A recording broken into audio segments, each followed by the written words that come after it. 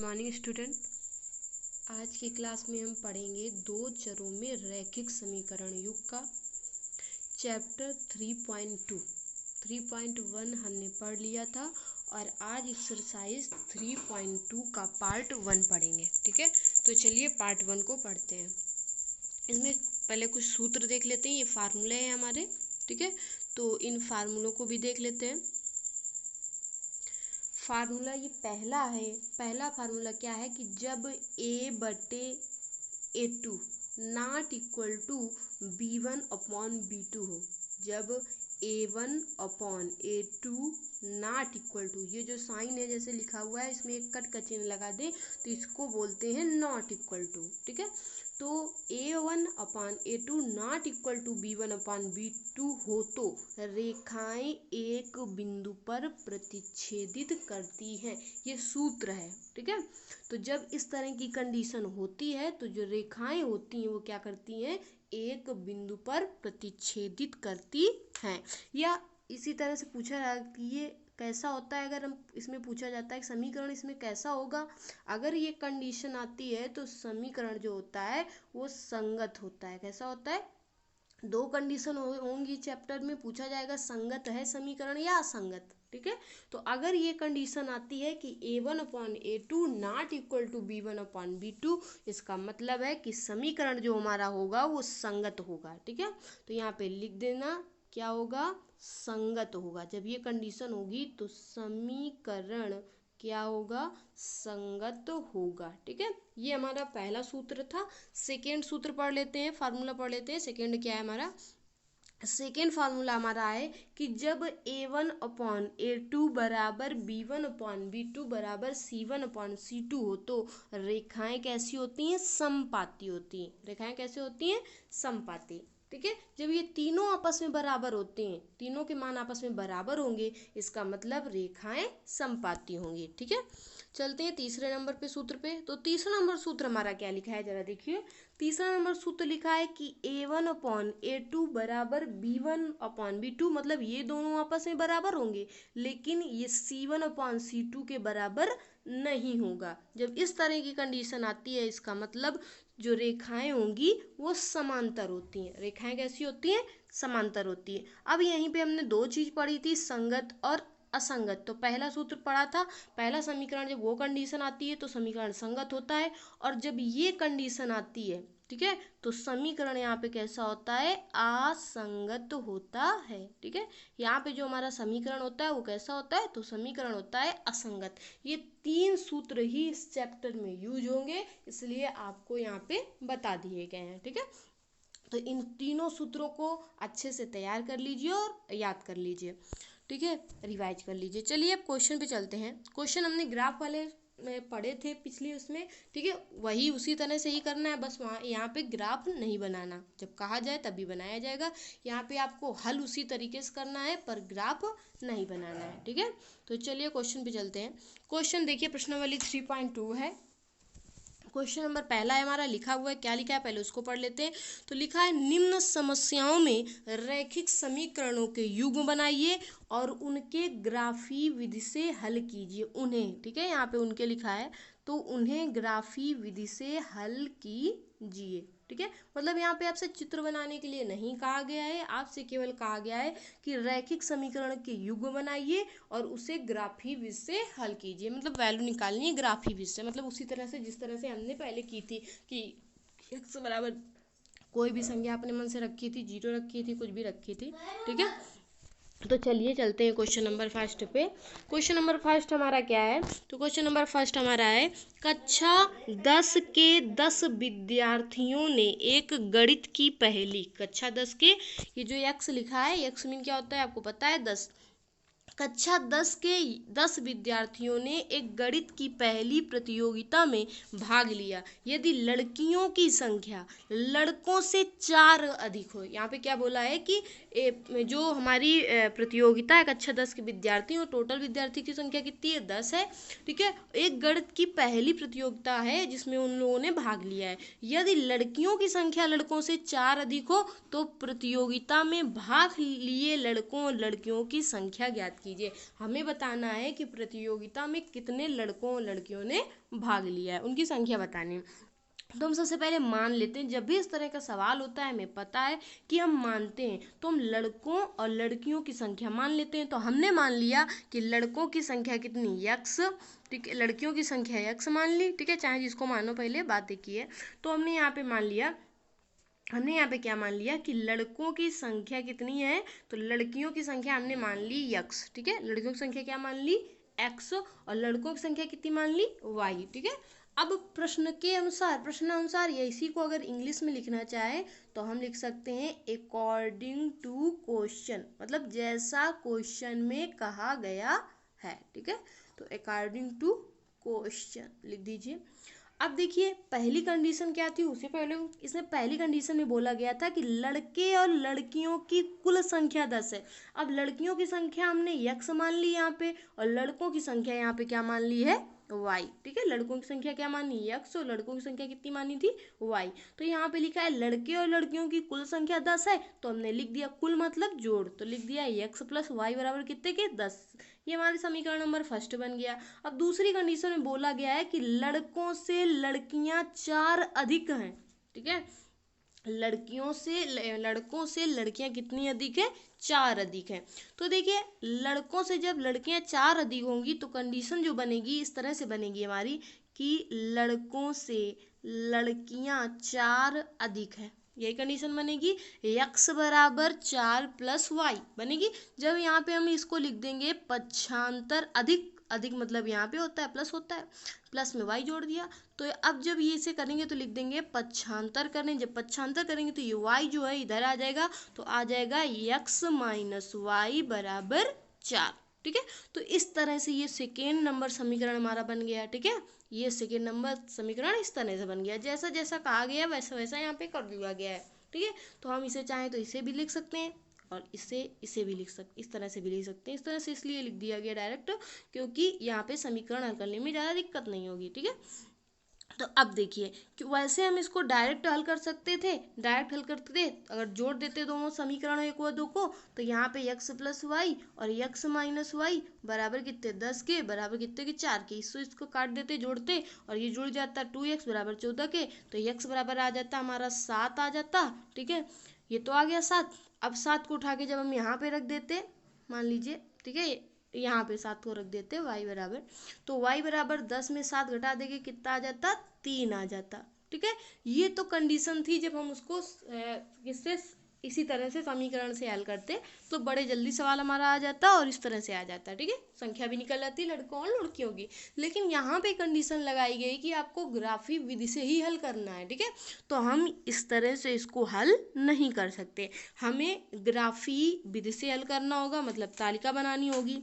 ठीक है, तो चलिए देखते हैं क्वेश्चन। देखिए समीकरण लिखा है, समीकरण 1 के लिए, समीकरण 1 यहाँ पे हमारा ये दिया है x प्लस वाई बराबर 10, तो हमने यहाँ पे इसको लिख दिया पक्षांतर करने पर, पक्षांतर किया तो कितना आ गया, तो x बराबर y इधर आ जाएगा माइनस में 10 माइनस वाई। अब देखिए आ गया यहाँ पे, कुछ भी हम अपने मन से मान लेते हैं तो x की y की वैल्यू कुछ भी अपने मन से हम रखेंगे और हमारी क्या आ जाएगी, जो वैल्यू है हमारी x की वो निकल आएगी। ठीक है, तो हम y बराबर मान लेते हैं, सबसे नियरेस्ट जो वैल्यू होती है वो निकाली जाती है।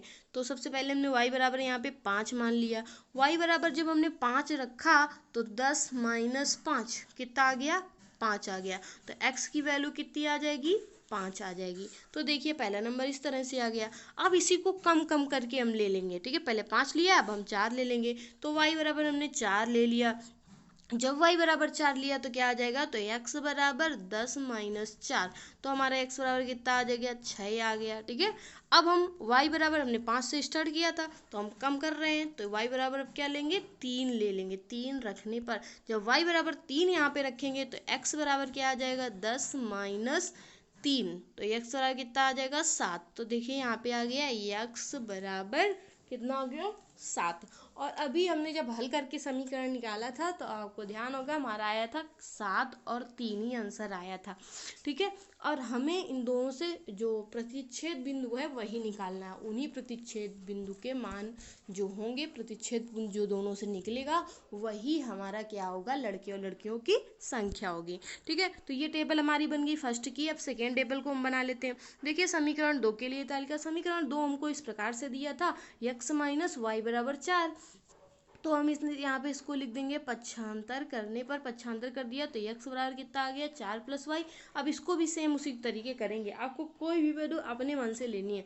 तो देखिए अब यहाँ पे वहाँ पे हमने यहाँ पे क्या किया था, पहले बड़ा लिया था फिर कम कम करते चले गए थे। अब यहाँ सबसे छोटी लेंगे फिर उससे बढ़ाते चले जाएंगे। तो देखिए y बराबर सबसे पहले हमने क्या लिख दिया, 1 रख दिया। ऐसा क्यों किया, क्योंकि यहाँ पे ये 4 छोटा है, यहाँ पे 10 हमारा बड़ा था, इसलिए हमने बड़ी संख्या से पहले स्टार्ट किया था, और यहाँ पे 4 छोटा है इसलिए छोटी संख्या से स्टार्ट कर रहे हैं।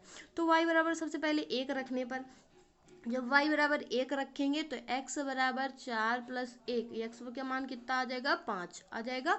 अब जब देखिए y बराबर हम कितना रखेंगे, तो y बराबर जब 2 रखेंगे तो लिख देंगे y बराबर 2 रखने पर, जब यहाँ पे 2 रखेंगे तो x बराबर 4 प्लस 2, मतलब x बराबर कितना आ जाएगा, 6 आ जाएगा 6, ठीक है। अब देखिए तीसरी कंडीशन, तो तीसरी कंडीशन बढ़ रहा है, पहले हमने 1 रखा फिर 2 रखा भी, अब 3 रखेंगे। तो y बराबर हमने कितना रख दिया, 3 रख दिया। y बराबर 3 रखने पर तो x बराबर कितना आ जाएगा, 4 प्लस 3, x बराबर कितना आ गया, 7। अब देखिए दोनों बिंदु, दोनों में हमें 7 और 3 मिल रहा है, इसमें भी 7 3, इसमें भी 7 3, तो यही हमारा क्या होगा, प्रतिच्छेदन बिंदु। मतलब दोनों से जो पॉइंट मिल जाए उसे बोलते हैं प्रतिच्छेदन बिंदु। तो नीचे चलते हैं, नीचे लिख लेते हैं।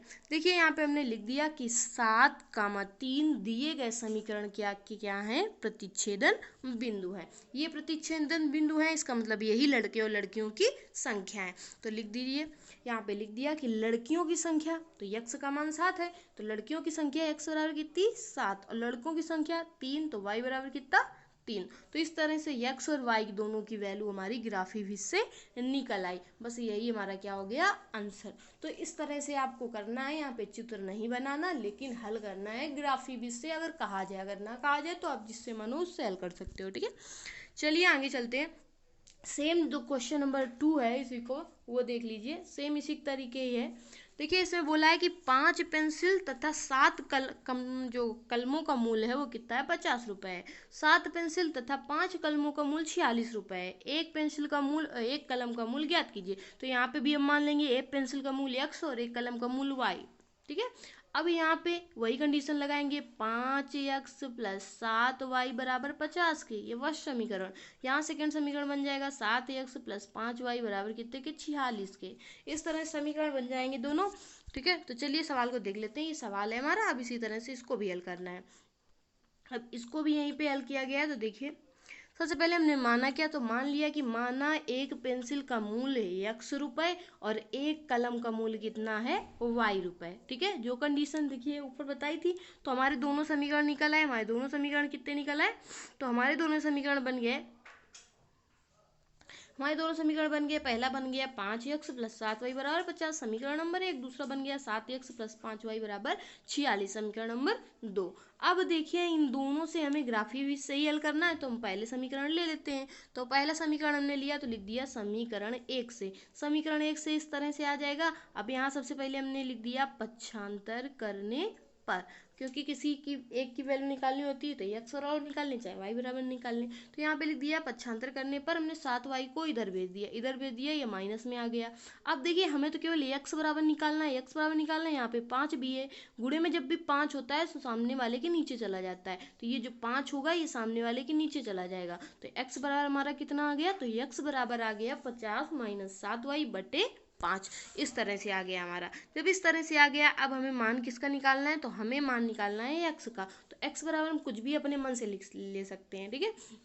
जो मर्जी हो आप, जो बिंदु आपकी मर्जी हो वो आप ले सकती हो, y बराबर, ठीक है। तो y बराबर ऐसी संख्या ली जाती है जिससे कि हमें ज़्यादा मतलब हल करने में दिक्कत ना हो। इस तरह से कुछ संख्या ली जाती है। आपको ये ध्यान देना होता है कि 50 में हम यहाँ पे 7y कोई ऐसी संख्या लें जिसका गुणा हो जाए, जिसमें 50 का भाग चला जाए। इस तरह से आपको कोई संख्या लेनी होती है। तो देखिए जरा, अगर 5 ले लेते हैं, यहाँ पे हमने 5 लिया है, 5 ले लेंगे तो 7 पना 35 और 50 में 35 घटाएंगे तो 15 आ जाएगा। 15 में 5 का भाग चला जाएगा, कितना बचेगा? 3। तो उस तरह से आपको y का मान लेना है कि आसानी से वो क्या हो जाए, घट जाए और उसका भाग चला जाए। इसलिए से यहाँ पे हमने 5 लिया है। ठीक है, आपको सोच के ये संख्या लेनी है। तो इस तरह से हमने यहाँ पे क्या ले लिया, 5 ले लिया 5। जब 5 लिया तो इस तरह से देखिए 50, 7 पना 35 और 35 तो आ जाएगा 50 माइनस 35 बटे 5। जब घटाया तो कितना आ जाएगा, 15 बटे 5। देखिए कितना आया, 3। तो हमारा पहला आंसर आ गया 3 और 5 आ गया। अब सेकेंड पे चलते हैं। तो सेकेंड पे जब हम चलेंगे तो अब देखते हैं अब क्या ले लें ऐसी कोई संख्या की घटाएं तो आ जाए। 6 लेते हैं तो 42 नहीं आएगा। ठीक है, अगर 1 लेते हैं तो बहुत कम हो जाएगा, बहुत ही कम हो जाएगा। इस तरह की संख्या ले ली तो हम क्या करते हैं अब यहाँ पे कि आसानी से उसमें भाग चला जाए। तो हमने अब क्या ले लिया, y बराबर यहाँ पे 0 ले लिया, क्योंकि 0 कर देंगे तो ये पार्ट पूरा 0 हो जाएगा। तो 50 माइनस 7 गुणते यहाँ पे पूरा ये पार्ट 0 हो जाएगा बटे 5 और 50 में 5 का भाग चला जाएगा। तो y बराबर हमने 0 रख लिया है। रखने पर तो x बराबर कितना आ जाएगा, हमारे पास बचेगा x बराबर 50 बटे 5। जब भाग दे देंगे कितना आ जाएगा, 5 1 5 10 आ जाएगा। तो x का मान कितना आ गया, 10। तो इस तरह से आपको इस तरह से संख्या लेनी जिसमें आपको आसानी लगे हल करने में। ठीक है, तो ये देखिए 10 आ गया। अब देखिए अब हमने क्या लिया है, तो x बराबर अब हमें निकालना है। तो अब क्या ले लें, अब कोई दिखाई भी नहीं पड़े। अगर 6 लेते हैं यहाँ पे तो 6 अगर लेंगे, 7 6 42 घट जाएगा, 50 से 42 भाग नहीं जाएगा। तो हम क्या करें, तो अब देखिए अगर हम 10 का गुणा करवा दें, माइनस में भले संख्या आएगी, अगर हम इसमें 10 का गुणा y बराबर कितना ले लें, 10 ले लें 10 तो भाग आसानी से चला जाएगा। तो हमने y बराबर 10 ले लिया। जब 10 लिया तो यहाँ पे आ गया 50 माइनस 7 गुणते 10 बटे 5। तो यहाँ आ गया 50 माइनस 70 बटे 5। तो x बराबर 70 में 50 घटा दिया, कितना आ गया, 20 आ गया। और माइनस में आ गया 5 का भाग दिया, कितना आ गया, 5 को 20, मतलब आ गया कितना, माइनस का 4 आ गया। ठीक है, हमारे पास कितना आ गया, तो हमारे पास कहाँ पे था, सवाल हल हो रहा था, यहीं पे हल हो रहा था।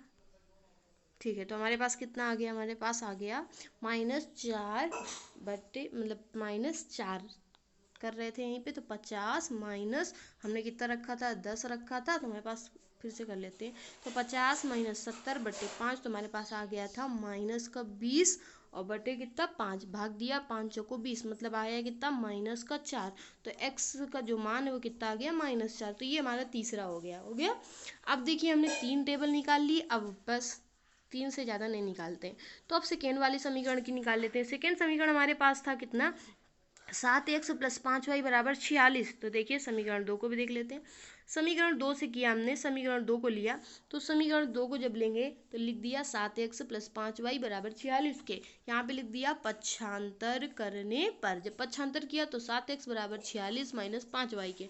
तो x बराबर, तो ये जो 7 है जो मल्टीप्लाई में, वो कहाँ आ जाएगा, इसके बटे में आ जाएगा। बटे में आ जाएगा तो आगे जाएगा x बराबर 46 माइनस 5y बटे 7। अब इस तरह से भी यहाँ पे भी कुछ y का मान इस प्रकार से लेना है कि हमारा गुणा करें और फिर गुणा करने में घटाएं तो आसानी से घट जाए और 7 का भाग भी चला जाए। इस तरह से आपको कोई ऐसी संख्या लेनी है।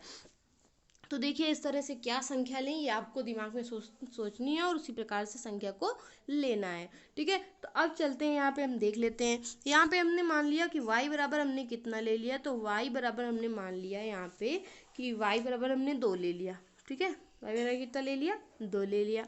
y बराबर जब 2 लेंगे तो हम जब 2 लेते हैं तो यहाँ पे हम रख देंगे 46 माइनस 5 गुणते माइनस का 2 बटे 7। ये अपनी सुविधा के लिए, सवाल को आसान करने के लिए लिया जाता है। ठीक है, तो 5 दूनी 10, 10 और प्लस माइनस माइनस क्या होता है, प्लस। तो 46 + 10 बटे 7, देखिए 56 हो जाएगा और 56 में 7 का भाग आसानी से चला जाएगा।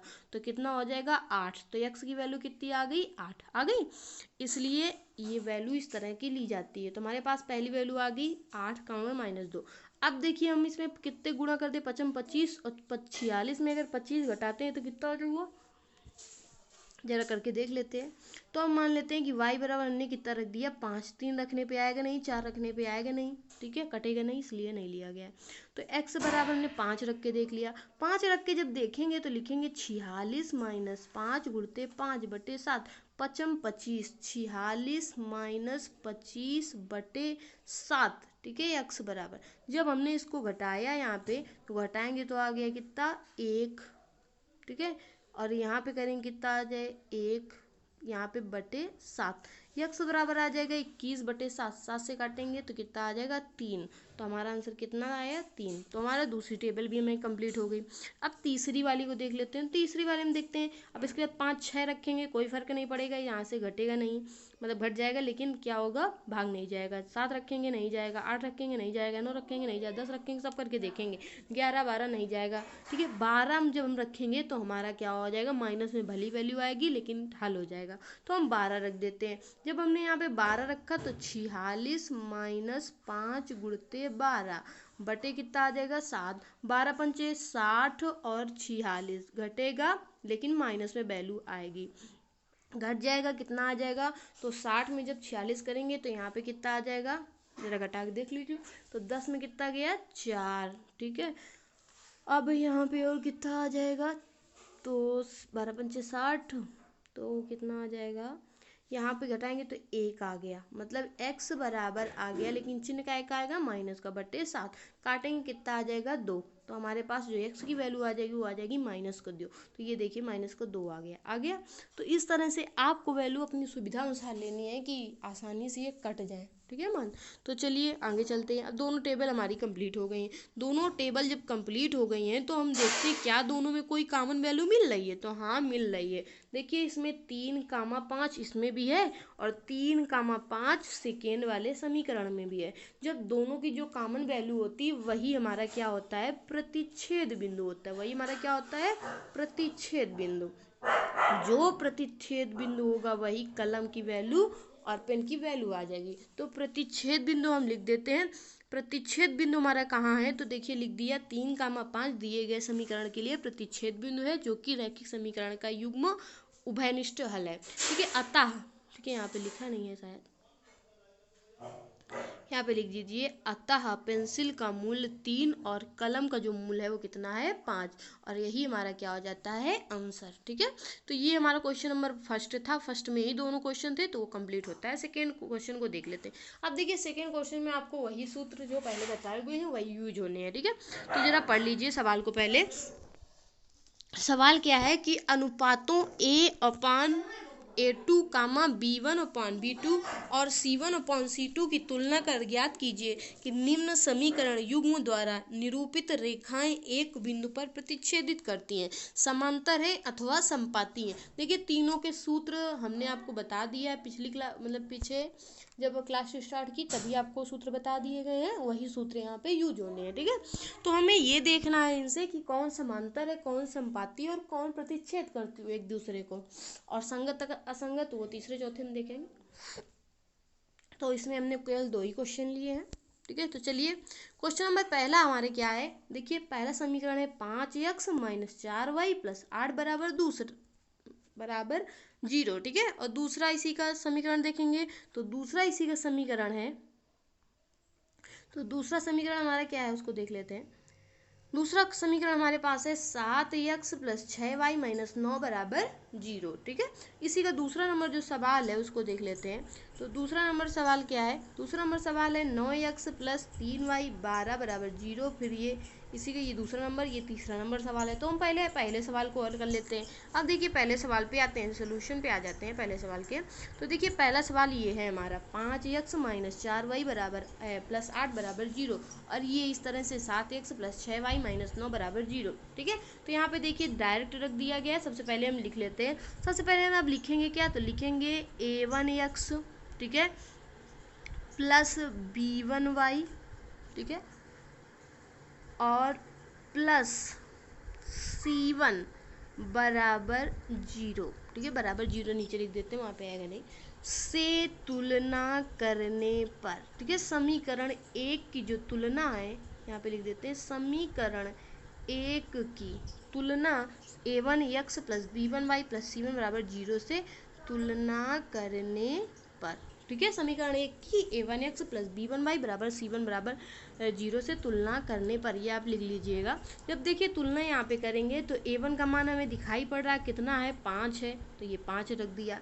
b1 का मान कितना है, तो माइनस का 4 है, -4 रख दिया। देखिए c1 का मान कितना है, तो c1 का मान देखिए 8 है, तो 8 रख दिया। हो गया, पहला वाला कंप्लीट हो गया।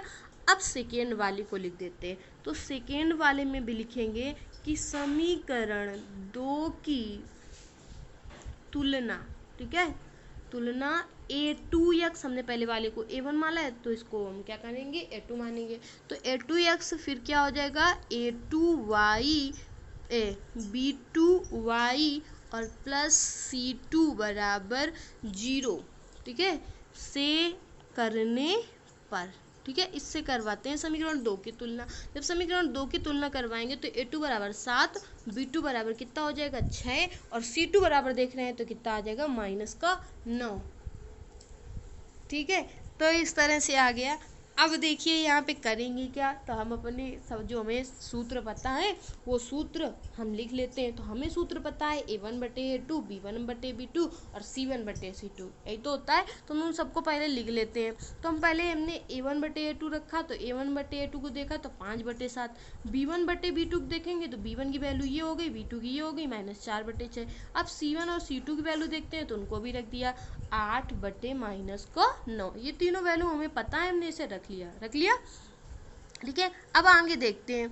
तो आगे चलते हैं, हमें देखते हैं कि कौन सी इसमें बराबर नहीं है। देखिए हम अगर इस तरह से लिख सकते हैं इसको कि a1/a2, ठीक है, क्या बराबर है b1/b2 के, है क्या, देखते हैं दोनों। ये 5/7 है और ये कितनी है -4/7, तो वही लिख दिया गया है। देखिए क्या ये बराबर है, दोनों नहीं बराबर है, इसका मतलब हम चिन्ह किसका लगा देंगे, नॉट इक्वल टू का लगा देंगे। तो वही यहाँ पे लगा दिया गया है कि 5/7 नॉट इक्वल टू -4/6। देखिए जब ये कंडीशन आती है तो आपको ऊपर सूत्र बताया गया था कि अगर a1/a2 not equal to b1/b2 हो, इसका मतलब ये क्या करता है, एक बिंदु पर प्रतिच्छेदित करती है रेखाएं।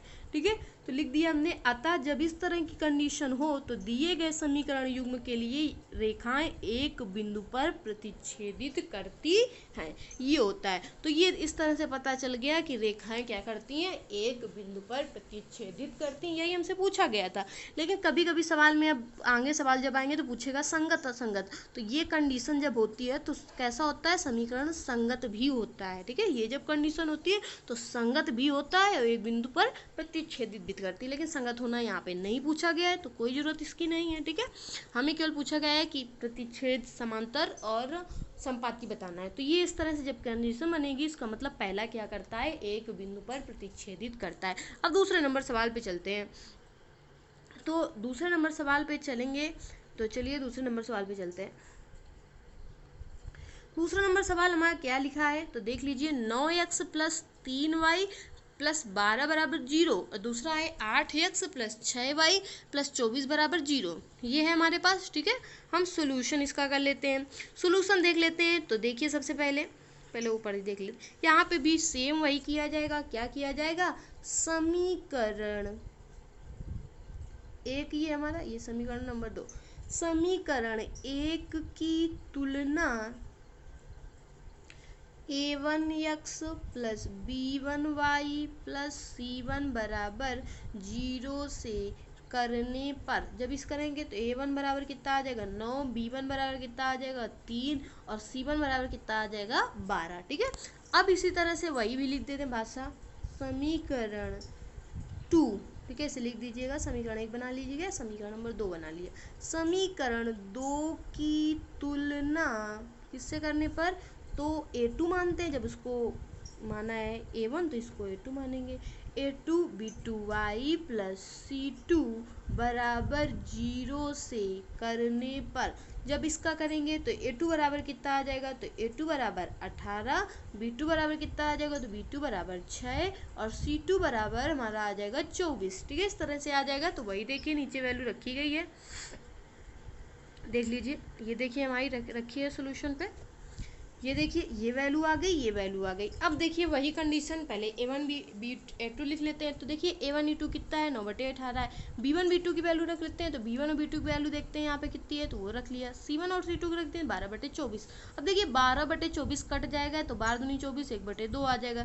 3/6 भी कट जाएगा, कितना आ जाएगा, तो 1/2 आ जाएगा। 9/18 भी कट जाएगा, कितना आ जाएगा, 1/2 आ जाएगा। मतलब तीनों कंडीशन में 1/2 1/2 1/2, मतलब तीनों वैल्यू आपस में क्या हमें दिख रही हैं, बराबर दिख रही हैं। तो चलिए देख लीजिए, यहाँ पे लिख दिया गया है कि यहाँ 9/18 बराबर 3/6 बराबर 12/24 बराबर कितना आया, 1/2। मतलब तीनों की वैल्यू कितनी आ रही है, अभी काट के दिखाया है, 1/2 आ रही है। जब 1/2, इसका मतलब तीनों आपस में बराबर होंगे। जब तीनों आपस में बराबर होंगे तो सूत्र हमारा ये काम करेगा, A1/A2 बराबर B1/B2 बराबर C1/C2। जब ये होता है तो आपको सूत्र ऊपर पढ़ाया गया है, पहले ही सवाल के स्टार्टिंग में सूत्र बताया गया। जब ये कंडीशन होती है इसका मतलब क्या होता है, तो इसका मतलब होता है समीकरण कैसा होगा, समपाती होगा। तो हमने नीचे लिख दिया, अतः जब A1/A2 बराबर B1/B2 बराबर C1/C2 हो तो दिए गए समीकरण युग्म के लिए रेखाएं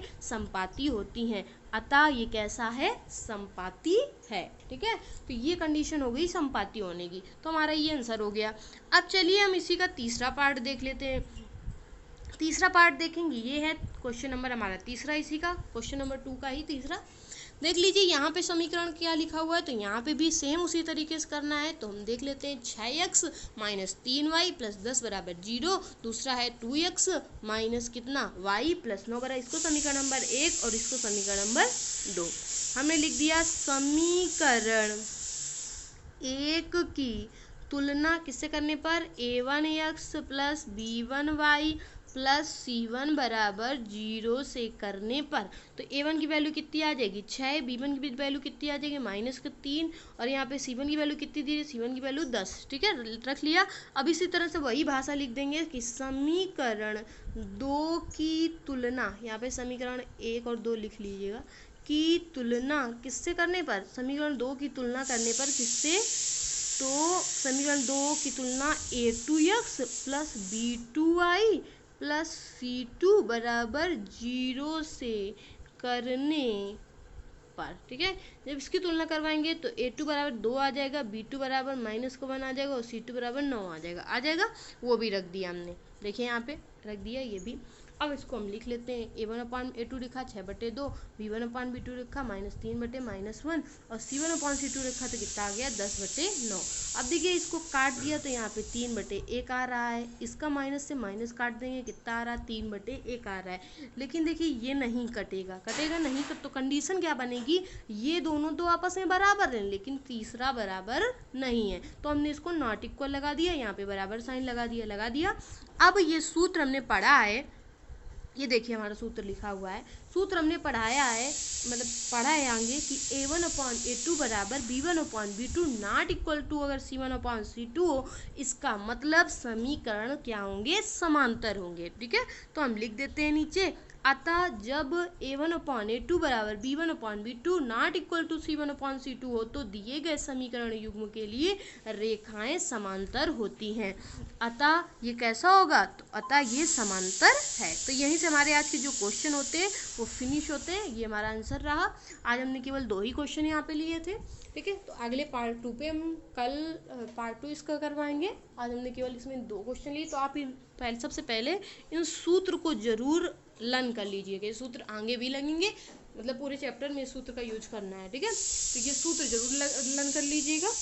तो आज यहीं तक क्लास थी, आपकी छोटी क्लास थी। चलिए कल पार्ट 2 आपको